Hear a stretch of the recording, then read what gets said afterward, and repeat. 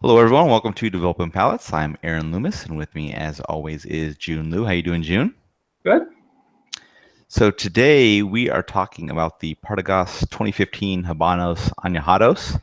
The cigar is a Corona Gorda 5.6 inch by 46 ring gauge. Comes from Cuba. Everything about it's Cuba. Wrapper, binder, filler.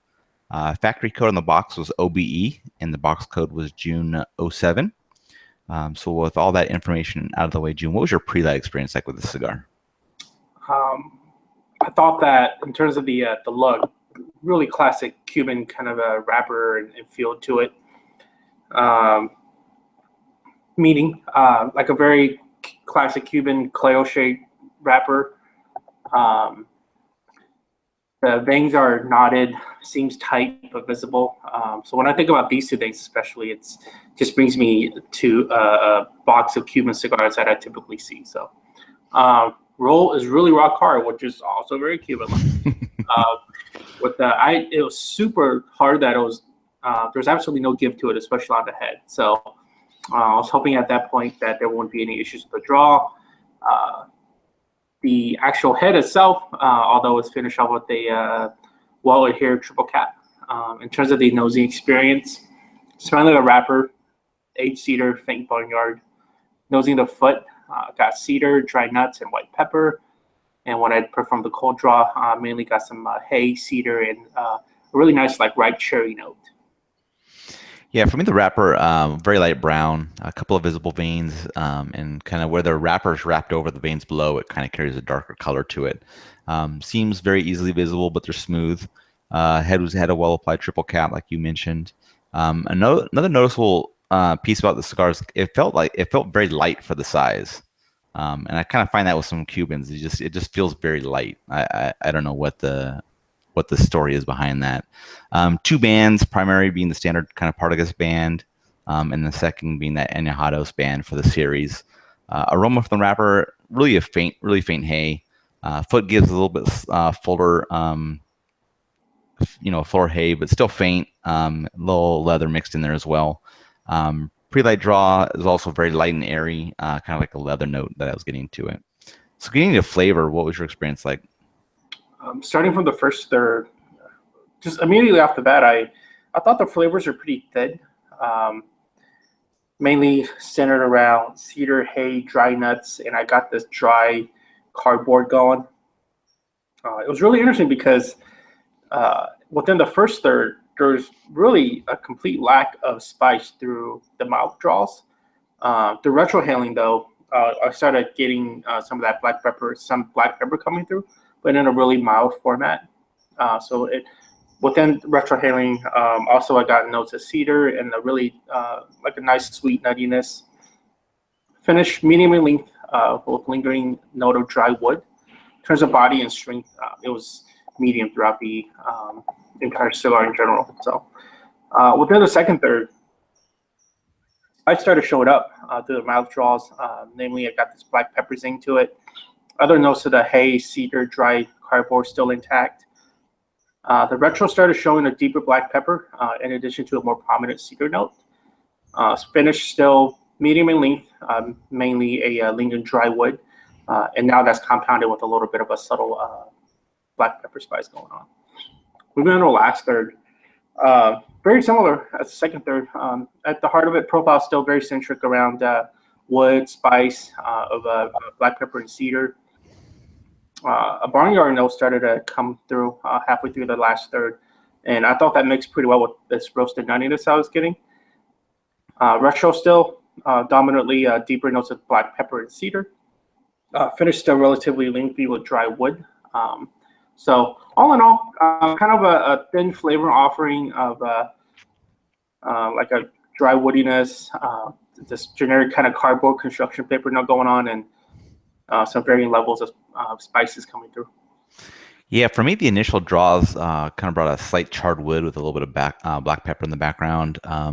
Cigar was a really fast burner because before I knew it, I was like already 3/4 of an inch into it. The char note, it kind of mellowed out, allowing the wood to show more age as it was a little bit of cream came to appear as well. An inch in, that wood became more defined as aged cedar. and that note is kind of what was present on the retrohale as well. And as the third came to a close, the profile became fuller with that aged cedar up front and kind of carrying that slight char to it. Cream had left, but there was still like a slight pepper finish to it, and the strength was slightly below medium. Getting in the second third, the profile abruptly became very thin, where the wood note almost kind of became papery. And at half an inch in, that profile began to pick back up with kind of the general wood note and a slight peppery finish. At an inch in, the pepper left with some cream kind of joined in with that general wood note. And then an inch and a quarter, a little nuttiness joined in with the creamy wood. And the retrohale was just a really mild cedar. And that's how the third finished. And the strength in the second third was right at the medium mark. And then getting in the final third, a little slight bitterness joined in with that creamy wood and the nuttiness. And then at a quarter inch in, the bitterness kind of ramps up, kind of pushes out the cream and the nuttiness. It was just pairing kind of with that general wood note. At 3/4 of an inch in, bitterness drops a bit, kind of letting the wood come to the front. And the retrohale was like a slightly peppery wood. And then an inch in, the bitterness increased again and some char joined in, while that retrohale was like a slightly charred wood note to it as well. And that's kind of how the cigar finished out for me. And strength in the final third was just slightly above medium. So it kind of ramped up from slightly below to right at medium to slightly above medium. So not much of a change there. So getting into performance for burn and draw, what was your experience like? But the burn was absolutely perfect. Slow, cool burning, rock solid, dirty gray ashes of 1.5 inch increments. Total smoking time, really good, hour and 45 minutes. The draw, on the other hand, was pretty bad. That hardness that I felt within the pre-light experience related to a really tight draw. It was super annoying. I tried to cut it to like the very end of that cap, and it was still that same tight draw. I tried to, well, I was thinking about using a draw tool, but I don't want to mess up the review cigar because this is the only one that I smoked review. So I was like, screw. Yeah. Performance was amazing for me, and that's kind of rare coming from a Cuban cigar. So burn was absolutely perfect, razor sharp the entire way, ash hell on 1.5 inch increments, and then for the draw, I couldn't have asked for a better draw. I mean, it was just right on perfect, just the right amount of resistance that I like. So for me, I had no issues. So I think you ran into a bump cigar on that draw. Overall, what were your thoughts? Overall, average experience. I've said this about the other Añejados that we've smoked for review as well as for non-review, and I've smoked all of them out so far. And my conclusion is still that it's not worth buying. I think this is a prime example of a really great marketing scheme that, in terms of the palate, absolutely is worthless on, and it's a complete failure in my opinion. The flavors are just really thin, non-transitional, non-complex, and really, given those things, it was boring to smoke. I mean, was it a bad smoke? No, not by any means. But if you're going to charge me more and tell me the story of how it's aged, it better taste like some of the aged Habanos that I've had, which it doesn't at all. Right. So with that said, focus your attention on buying regular production Partagas. You'll come out of it with a heavier wallet and a happier palate. There you go. Yeah, I mean, just like you said, I mean, the previous Añejados we reviewed, I felt like the cigar was really past its prime. Cigar has 10 years of age on it, so it probably would have been better if you smoked it like 6 or 7 years ago. Just kind of some standard wood, cream notes most of the way. Didn't really offer much. I even got, in the second third, I even got some papery flavors, so really thin stuff. Performance was perfect, but flavor is the name of the game. So the cigar just didn't have it. So bit of disappointment, but this series has seemed to be full of that. So it's just not anything special. Just doesn't deliver on I think what it's promised to be able to provide. So like you said, skip it, buy regular production stuff. You'll enjoy it way more. So let's get into the scores.